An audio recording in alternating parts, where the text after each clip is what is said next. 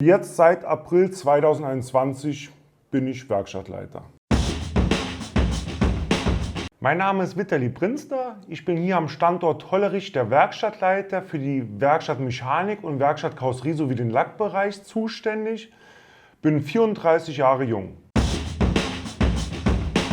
Also nach der Handelsschule habe ich mich entschlossen, eine technische Ausbildung zu machen. Das war die Ausbildung zum Kfz-Mechatroniker. Die habe ich in Deutschland absolviert.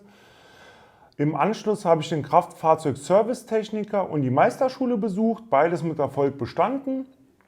Dann war ich bei der Peugeot Garage 9 Jahre als Werkstattleiter tätig.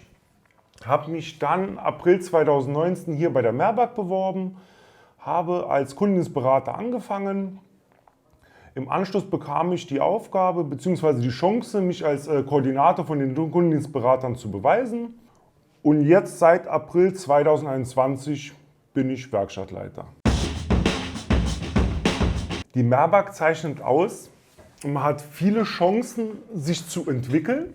Es ist ein schöner familiärer Betrieb und es ist einfach der Zusammenhalt, die Philosophie von dem Unternehmen, wo mir gefällt und wo mich jeden Tag motiviert, aufs Neue die Arbeit durchzuführen.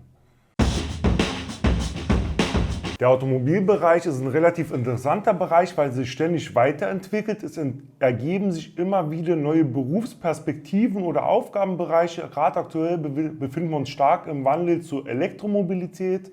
Da wird ganz klar die Zukunft hingehen und da wird man viel Erfahrung sammeln können müssen. Deshalb ist es auch ein Beruf, der zukunftsorientiert ist.